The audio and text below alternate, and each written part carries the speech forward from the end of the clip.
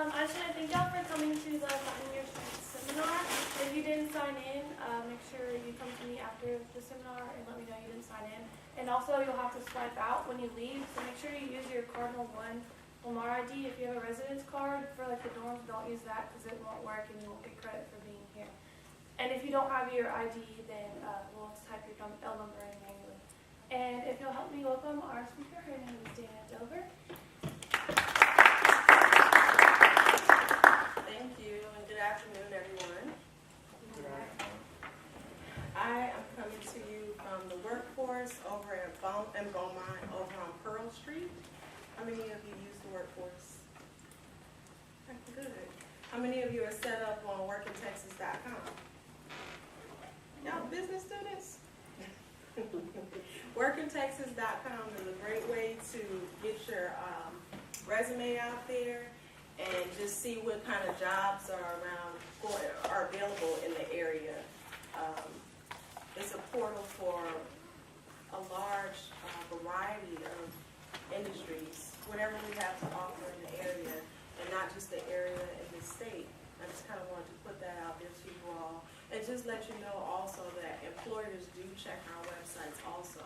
So if you build a profile on there, it does get noticed. Some of the employers, especially the ones that are computer savvy, tech savvy, they go on and they review applicants themselves. They look for their own candidates. So I just wanted to put that out there. And the website is workintexas.com. My card is up here and our center services are up here. I've been with the workforce for going on 2 years now. I'm a workforce specialist. I work with the unemployment claimants. My job is to take a select pool of candidates, of unemployment claimants, and help get them back to work within 10 weeks. The state goes through and they have their selection criteria and they let me know who they think should be able to go back to work quickly, and I help them.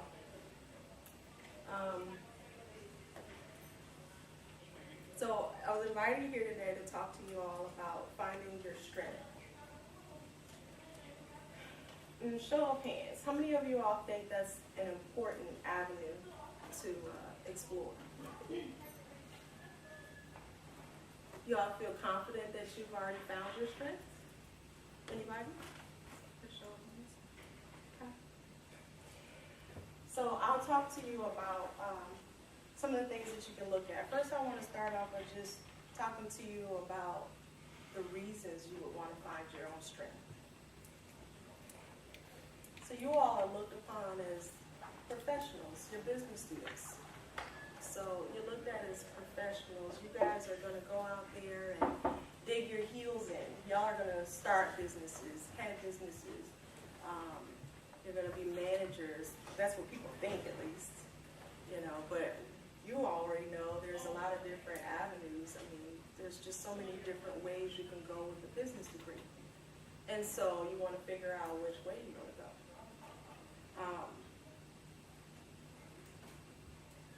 You want to know what kind of a company you want to apply to. And when you apply to those companies, you want to know what those company needs are and how you can fill them. Because when you go on interviews, that's what they're looking for, right? If you've already been on some interviews already, how many of you have already faced that tough question, what are your strengths and your weaknesses? Show of hands. Do y'all feel confident answering that question? No? Okay. Don't feel ashamed, because most people don't. You know, most people actually have to Google that question before they go on an interview, just to figure out, like, how should I answer it? You know, when we have workshops over at the workforce, that's one of the questions that people most ask us, how do I answer that question? And it's one of those things that nobody can really help you with, because you have to know yourself. And so I always suggest that you do a personal inventory. So also with finding your strength, you need to know your weakness, right? You need to know what your weaknesses are. They kind of play off of each other normally. So some people feel like by strengthening your weaknesses, you can strengthen your strengths as well. You can find your strengths. So what is your strength? It's that thing that fuels your life. It's your passion. It's that thing inside of you that when you're doing it, you feel that burning, and it just gives you this energy to keep going. Usually, have you ever had one of those days, even after school, after classes, where you just felt exhausted? It's been such a long day. But then on the flip side of that, it was productive. You felt like you got a lot done. That's when you feel that, that's how you know, that's one of the ways to know you found your strengths. Because your strength, even though it drains you of energy, it also energizes you. You feel good when you're doing it. You feel accomplished.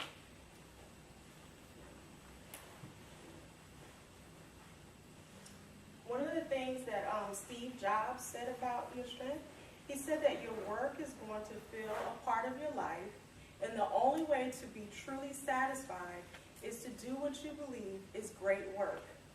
And the only way to do great work is to love what you do. Your strength. That's where you're strongest. When it's easy, it comes to you pretty easily. When learning about it comes to you easily. When connecting other tasks with what it is you're strong in comes easily, that's your strength. And you're supposed to do that and do it well. And when you do it well, other people notice you. You get noticed. So some people chase money when they're looking for jobs, but really if you chase the jobs that expand on your strengths, you'll go a lot further. So that to me is why finding your strength is important. And that's also one of the reasons why employers ask you about it. It kind of helps them to place you. So when you're finding your strength, some different things that you can use. Well, when I was looking at two psychologists actually took it and made like their own sort of DSM. Now, I'm a psychology student, so I love psychology. And these two psychologists did something different for a change. Most psychologists are always looking for something to fix in people. What's wrong with you? Is he bipolar? Is he this? Is he that? Well, these two psychologists actually made a manual that's sort of the opposite of that. And they took and made this list of different criteria that you can use to help you find your strength. And I'm just going to kind of read through some of the things that they came up with.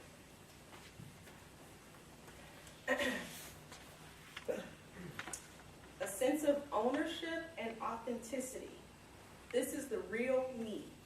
This strength. Does it give you a feeling of excitement while displaying it, particularly at first? So do you feel excited when you're doing this particular thing? Do you get that rapid learning curve as themes are attached to the strength and practiced? So that one thing, so like me personally, when I'm helping people, when I'm at the workforce, there's a lot of paperwork that goes with what I do. But when I actually get to sit down with somebody in a one-on-one and really dig in and help them job search, that's when I'm at my best. That's when I shine. That's when I get the people that come back who are hugging me and telling me, thank you so much for your motivation. Thank you for taking the time out to listen to what I said. That's when I'm at my best. I've also worked in drug treatment facilities. When I'm sitting down and I'm talking to that client, nothing else matters. I could have had the worst day. But when I'm talking to that person and I'm helping them, nothing else matters at that moment to me. Nothing but what that person has to say and what they're feeling. And that's how I knew that it was my strength. Helping people is where I'm at. So where are you at? What is it that one thing that when you're doing it, nothing else matters? When I do interviews for those kinds of positions, I hardly even have to prepare for it. The most I might have to do is research the company, the organization. But I don't have to do much else. It comes out in the interview. They can see it in me. A strength. Another criteria for your personal character strengths. Rapid learning curve, I said that. Continuous learning of new ways to enact that strength. So you're always perfecting it. You know, it's something you never get tired of reading about. It's something that when it comes on the news, you tune in. I don't care what you're doing. You hear it. You pick up on that. A sense of yearning to act in accordance with that strength. Feeling of inevitability in using that strength, as if it cannot be stopped or dissuaded from its display. So that person, I don't know, who maybe tried to do it and it didn't work out the first time, so maybe a musician, or an actor, those people, they usually have a hard time getting their careers off the ground. And then they usually end up doing like waitressing work, things like that on the side. But when they get to be at the band, when they're practicing, that's when they're best. And they just have this yearning. They can't stop. They keep going. The discovery of the strength as owned in an epiphany. That aha moment. Invigoration rather than exhaustion when using the strength. So as I was saying, I never tire of helping people. I'm that person that I could be in the middle of my sleep and someone called me and say they need help. I lost my job. Oh, you did? I'm on Facebook. Let me go ahead and help you find something else. We just got this whole list of postings. What can you do? What skills do you have? That's me. The creation and pursuit of fundamental projects that revolve around the strength. Intrinsic motivation to use the strength. So no one has to drive you to do it. You just want to do it, and you just want to be better at it. Now, after hearing it from that perspective, how many people feel like they know their strength? What's that? So the rest of you don't have anything that you know you're just driven to do. How many of you know your weaknesses? A lot of us can pick out our weaknesses before our strengths because we're harder on ourselves than what we need to be most times. I bet the people who say they know their weaknesses, can you pick out your friends' strengths? One? How many of you don't care? How many people still at lunch?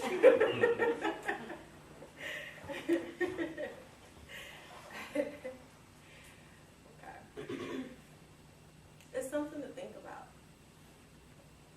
It's something to think about. Every now and again, I'll get a college student that come over, and they're still trying to figure out where they're going. And this is the route that you have to take.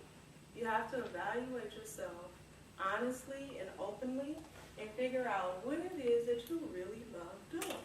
What is it that comes easiest to you? Where are you most comfortable? And then once you figure that out, you get that aha moment, the epiphany, then you chase it. You start researching. Where can I put this? Where can I make this work for me? Who needs this? And then you push. And you grow. You grow. And along the way, you develop those weaknesses also, and it makes you a powerhouse. Make you a powerhouse. Now the book that I got this criteria from, because it goes further, and they give you a list of different strengths, and it breaks it down. So like one strength is wisdom and knowledge. That particular strength, it entails creativity. It entails curiosity, open-mindedness, a love of learning and perspective. So if you have wisdom and knowledge, if that's your strength, that's what you bring to the table. If your strength is courage, you're very courageous. Bravery, persistence, integrity, and vitality. If your strength is in humanity, love, kindness, and social intelligence. If it's justice, citizenship, fairness, and leadership. If it's temperance, forgiveness and mercy, humility, modesty, prudence, self-regulation. So those people are very disciplined. And if it's transcendence, appreciation of beauty and excellence, gratitude, hope, humor, spirituality. Now, again, that's just a snippet from the book. The book is called Character Strengths and Virtues, a Handbook and Classification. And it's written by Martin Seligman and Christopher Peterson, just in case you're ever interested in it. But they wrote that handbook.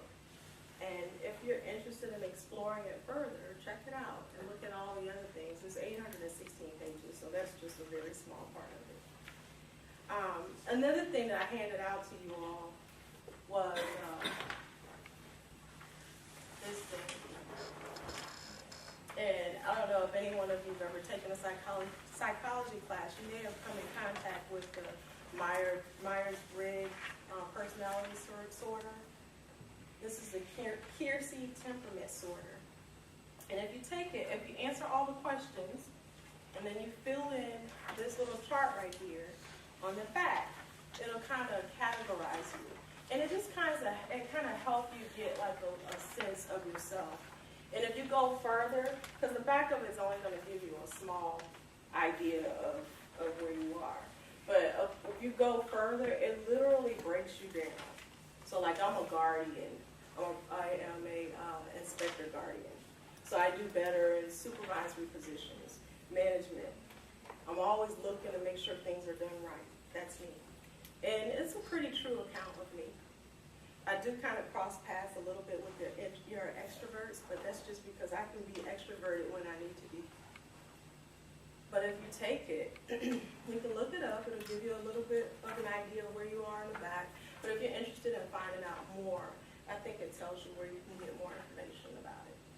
And that's a great way to help. We all have to do that in one of my early psychology classes. You had a question? Yeah, on this, it's specific, like it's either or. Are there tests that are more broad? Because, I mean, I could answer both of these on all of the questions. Go through it and do the whole thing first. Because there's 70 of them. And if you go through it and do the whole thing, you might come up on the line like myself, like you said. There's some things that you can answer yes and no, yes or no. It depends on the situation.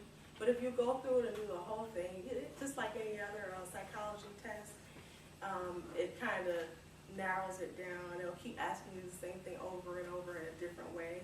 And then hopefully you'll be able to narrow it down. And as you read, so like I cross with the crafters, I think it is. I'm not a crafter. I'm not building anything. And so I can understand how it came up with that, but I knew already, like, yeah, that might be just in a dream, I don't know, in another life, not this one. But I can have some of those characteristics when I need to be. I can be creative, but I'm more the guardian. So take it. It's very interesting.